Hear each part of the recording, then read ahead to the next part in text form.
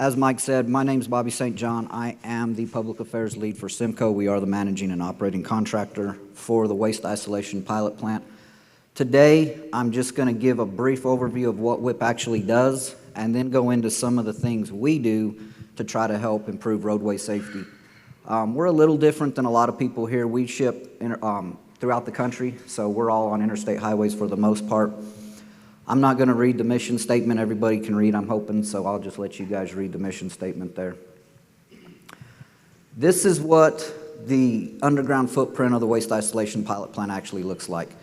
So currently we are placing waste in panel 8. We have filled the first 7 panels of the WIP underground, and we're currently mining to the west. So by orientation, the west would be toward the bottom of that slide. The idea is we're going to continue to mine until we complete our mission, which is 6.2 million cubic feet of transuranic waste disposal. So transuranic waste is waste left over from the research and production of nuclear weapons. Primarily it's plutonium. So our mission is to dispose of all of that waste. We do not have a time limit and we do not have a footprint limit. We are simply mandated to 6.2 million cubic feet. So once we get to that 6.2 million cubic foot mark, WIP will cease to exist. So this gives you an idea of the routes we take across the United States. Our preferred routes are interstate highways, preferably highway route control quantity routes, just because typically those are designated by the states, they're better roadways, and that's our goal. If we can't find them, 4-lane divided highways we'll also use. As you can see on the bottom of that list, and it's down there for a reason, 2-lane highways are not preferable for us. Sometimes we don't have a choice. If we do have to use them, we do want a 3-foot improved shoulder. Now I know we're asking for a lot and we don't always find that, but that is what we look for when we try to identify routes. When we do identify routes, and I'll add that all of those routes that you're looking at on that map, we did work with the states and local municipalities when we identified those routes. So we didn't go out and just dictate to people, this is the route we're going to use and we're going to continue to use it. We worked with states and tribes to help them help us, if you would, to find the best and most suitable route for us to safely get the waste from wherever location it is down here to Carlsbad. So from a transportation perspective, how do we safely move the waste down here? All of the packages we use are what they refer to as Nuclear Regulatory Commission certified Type B packaging. So you can see the list of tests that the package has to go through, a 30-foot drop test, a burn test, puncture test, and pressure test. The way the NRC has the regulation set is you have to test, a single package has to go through all 4 of those tests. So the idea is they want to test to failure. They want to see what it takes to get that package to fail. We tested 4 packages back in the 1980s. It was all done up in Albuquerque at Sandia National Labs. We were not able to get a single package to fail. So the reason we know that is we use helium gas to fill the inner barrier or inner confinement vessel and see if we have any leak, and we did not. So it is a leak-tight vessel. It's very secure. Am I going to stand up here and say there's nothing out there that would cause a true pack to breach or one of our packages to breach? I'm not. Because as soon as I say that, I'm going to be proven wrong. The idea was the worst case accident scenario. And so obviously some people had a great time thinking of how bad things can really get.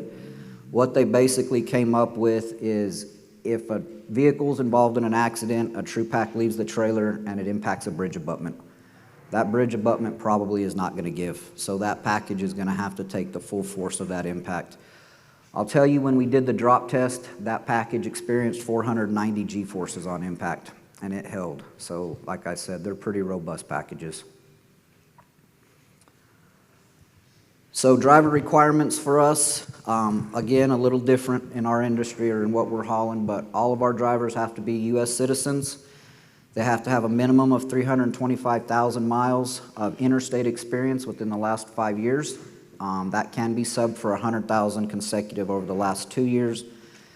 No DUIs, no DWIs, no felony convictions. They can't have a moving violation in a commercial vehicle in the last 7 years. And we also look at their personal driving record. So we believe that the old saying, you play the way you practice. So if you're a habitual speeder in your personal vehicle, you just haven't got caught in the commercial side yet. So we go back in and look at their personal driving record to see if they have any repeat violations. We also do similar to a low-level background clearance on them before we hire them, and then once they're employed with us, they go through about 4 months of training before they ever actually sit behind the wheel of a tractor again. I will tell you that we do team drive, so we have 2 drivers in every truck. Once we leave a facility, we drive nonstop. So part of that training or part of that hiring process is we do psychological evaluations. We want to make sure that those 2 people are compatible because they're going to be spending a lot of time sitting next to each other. Now the caveat to that is we do have 2 husband and wife teams that drive for us. They skip the psych evaluation. We're not going to be the ones to tell them they're not compatible. We just hope they don't figure it out while they're on the road with someone. So the truck safety, we add a lot of different features to our truck. Cass Specialty Transportation is the shipping contractor for the whip site, and that contract is held directly with the U.S. Department of Energy. As you can see, they just upgraded their fleet. We're now running Kenworth T680s. Which is a commercial tractor. There's nothing special about it. They get them off the showroom floor at Kenworth. This new set of tractors we put in place, or they just replaced, I should say, they all have automatic transmissions, so they got rid of the standards. I'll tell you, it took a lot of the drivers a long time to get used to it when they've been grinding gears their entire life, and then all of a sudden you tell them, now sit here and just hold on to the steering wheel. So I joked with a lot of them. I said we could always put a plunger on the floor and they could act like they were shifting if they wanted to. The reason we went to an automatic transmission, to be honest, is because we do so much interstate driving. They spend a lot of time on the clutch and on the brake because there's just so much stop and go traffic. So it just made it easier overall for them if we went to that automatic.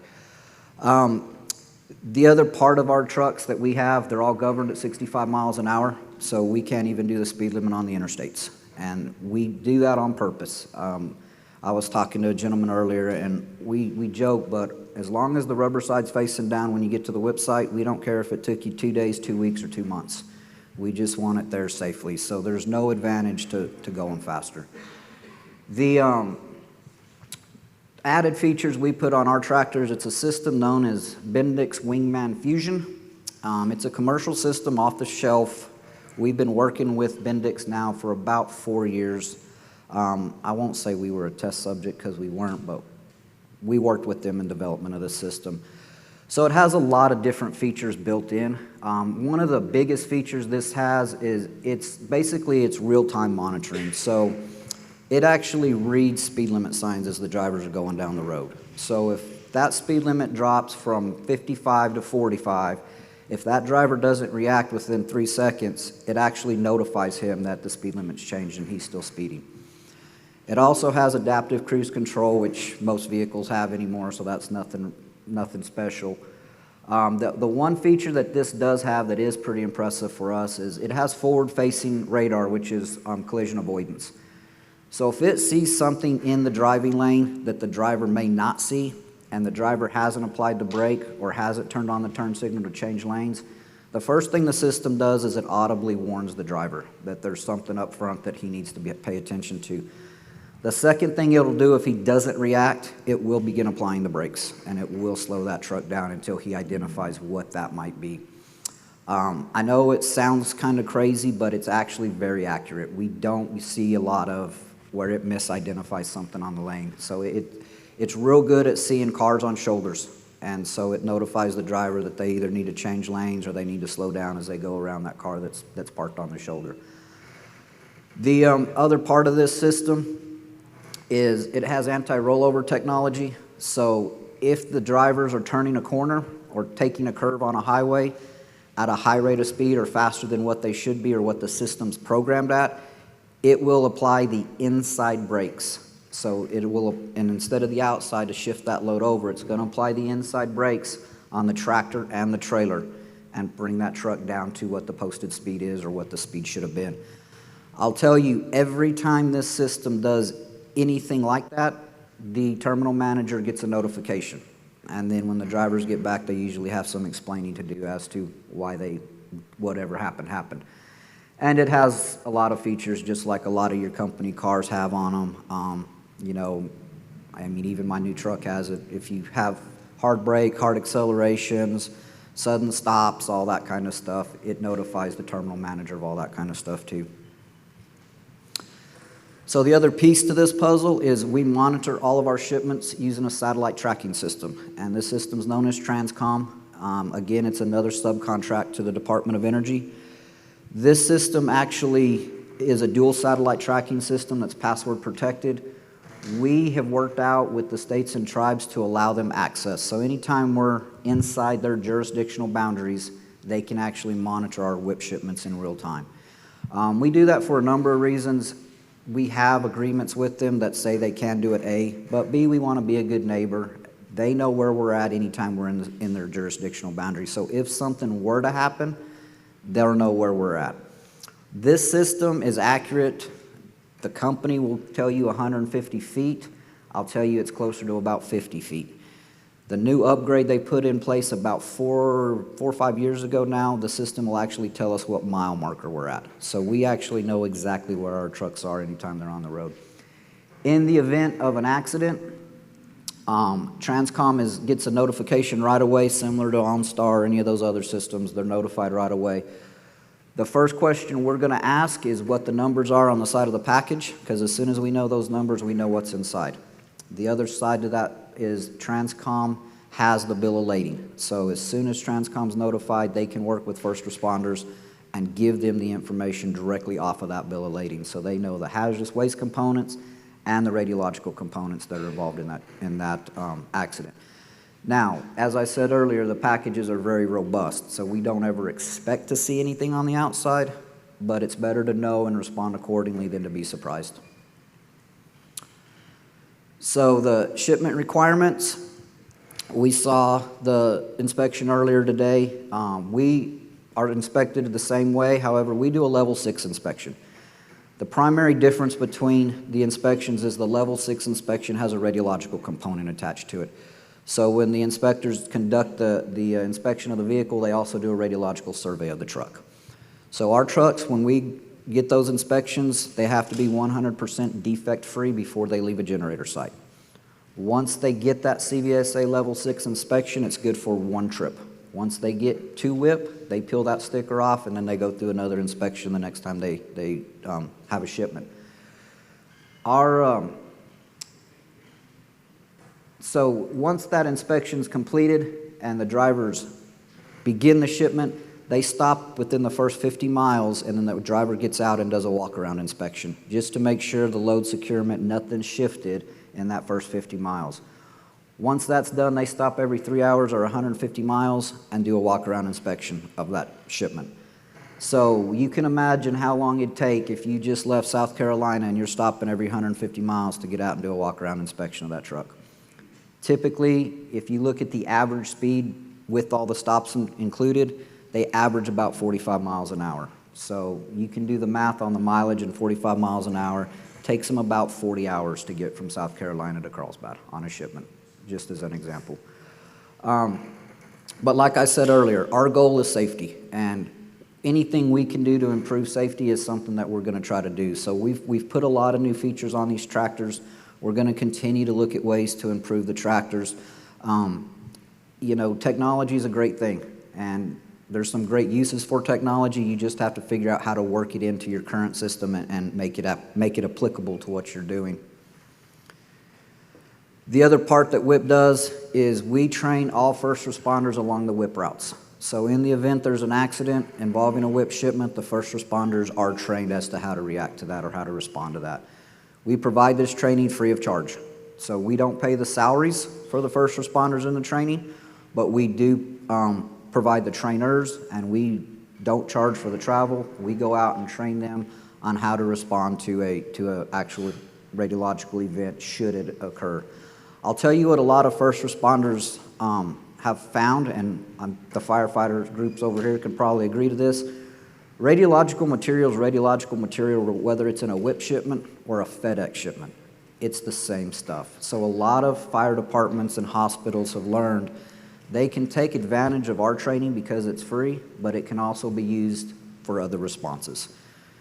It just has to be along the WIP routes. We're perfectly fine with that. We love training people. So our goal is to train as many first responders as we can. So like I said, a lot of them have figured out that while they get the training from us, it can be used for other response activities. We also train hospital personnel.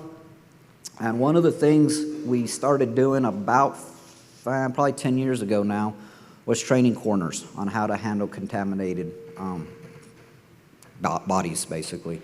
And the reason that came about is there was discussions after the tragic day of 9/11, and a lot of morgues were taken offline because bodies were contaminated with jet fuel. So we got to thinking about what happens if you have a mass casualty event and a lot of contaminated bodies. You can't afford to take hospitals and morgues offline. So now it's how do you handle that body safely and continue to do what it is you need to do to handle that mass casualty event. I'm not going to read that slide. I just put that in there at the end. The biggest number on here, the one we take the most pride in, is we have over 16 million loaded miles without an at-fault accident. And that's a pretty big deal. And the reason I say that is for one of our drivers, if they're pulling a shipment for WIP and they are in an at-fault accident, they are terminated on the spot. They don't even get a bus ticket home at that point. It's their job to figure out how to get home. We will fly a new team of drivers out to complete that shipment. So that no at-fault accident scenario, while we take a lot of pride in it, and I can tell you the men and women that drive for us take even more pride in it. And that pretty much concludes my piece of the presentation. I don't know, are we going to do questions now or? Questions? Yes, sir.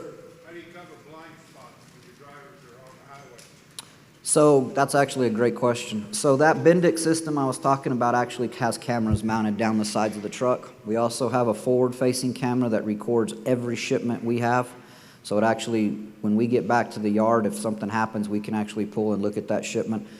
When the drivers turn on a turn signal to change lanes or make a corner, the camera on the side mirror actually shoots down the entire side of the truck and shows them a live image of what they see down that side.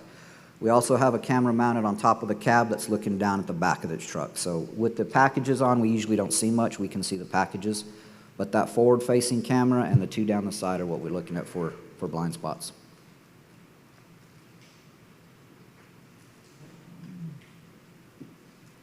All right.